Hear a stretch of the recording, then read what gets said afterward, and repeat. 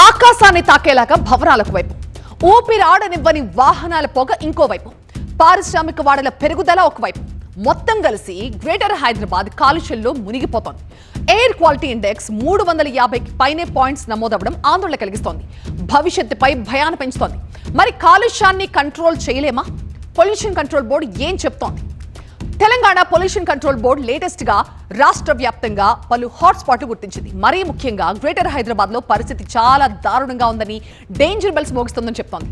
అందుకే గ్రేటర్ హైదరాబాద్ వ్యాప్తంగా air quality monitoring వ్యవస్థను బలోపేతం చేసేందుకు సిద్ధమైంది.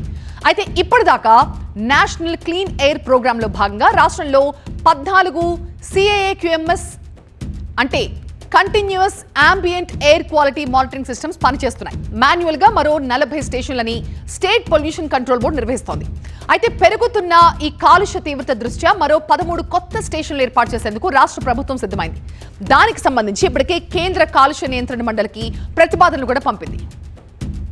సో గ్రేటర్ లో కాలుష్య ప్రభావిత ప్రాంతాలను గుర్తించేలాగా మానిటరింగ్ వ్యవస్థను బలోపేతం చేయడంపై పొల్యూషన్ కంట్రోల్ బోర్డు దృష్టి పెట్టింది.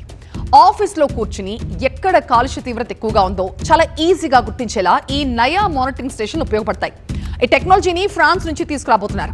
దీని ద్వారా కాలుష్యాన్ని విడుదల చేసే వారిని నియంత్రించడంతో పాటు దాని కారకులపైన కూడా చర్యలు తీసుకోవచ్చని ప్రభుత్వం భావిస్తోంది.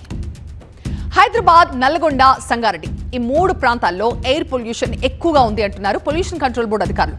ఎల్బీ నగర్ నుంచి మియాపూర్ కారిడార్ వరకు హాట్ స్పాట్స్ ని గుర్తించామంటున్నారు.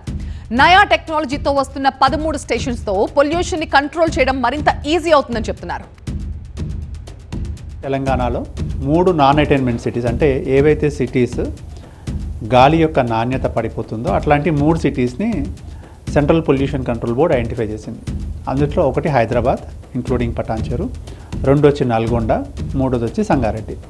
వీటికి ఒక యాక్షన్ ప్లాన్ని మనము 41 పాయింట్ యాక్షన్ పాయింట్ని మనము యాక్షన్ ప్లాన్ని తయారు చేసి కేంద్రానికి సమర్పించడం జరిగింది. తర్వాత దాన్ని నిరంతరం మనము పర్యవేక్షిస్తూ ఉన్నాం అన్నమాట. దానికోసం ఒక పర్యవేక్షణ వ్యవస్థను కూడా ప్రభుత్వం ఏర్పాటు చేయడం జరిగింది. ఎయిర్ క్వాలిటీ మానిటరింగ్ కమిటీ అని చెప్తాం మనము. దానికి మన principal secretary environment, forest science and technology వారి ఆధ్వర్యంలో వివిధ శాఖల సెక్రటరీస్ వీళ్ళందరూ ఉంటారనమాట.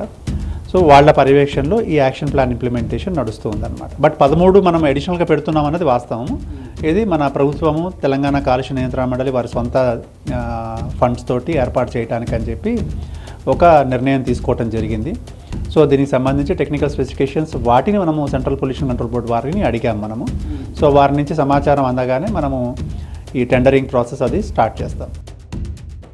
టెక్నాలజీ పేరుతో డబ్బులు ఖర్చు పెట్టడం కాదు, కాలుష్య సమస్యకి ఫుల్ స్టాప్ పెట్టేలాగా ముందుకు వెళ్లాలని చెప్తారు పర్యావరణవేత్తలు. మనకు అవసరమైనవి మన ప్రాంతంలో మనకు సమాచారం అందించగలిగే పరికరాలు ఏర్పాటు చేస్తేనే మనకు గాలి కాలుష్యం నమోదు అవుతుంది. గాలి కాలుష్య కారకాలను గుర్తించవచ్చు. ఆ కారకాలను గుర్తిస్తే చర్యలు చేపట్టే అవకాశం ఉంటుంది. ఈ ఒకదానికొకటి ముడిపడి ఉన్న వీటి మీద కూడా ఆలోచన చేయాలి. కేవలము సాంకేతికంగా ఫలానా పరికరం ₹1 పెట్టి తెస్తాము, మేము పెట్టినాము, ఇదే గాలి కాలుష్యం మీద మా చర్య అనే విధంగా మాట్లాడితే మాత్రం ఇది శుష్కమైపోతుంది, పనికిరాదు. దీనివల్ల మనకు వచ్చే ఫలితాలు ఏం లేవు. మొత్తగా ఈ నయా స్టేషన్లు కొత్త టెక్నాలజీ తెలంగాణకు ఎప్పుడు వస్తుంది, ఏ మేర ఇది సక్సెస్ అవుతుందనేది చూడాలి.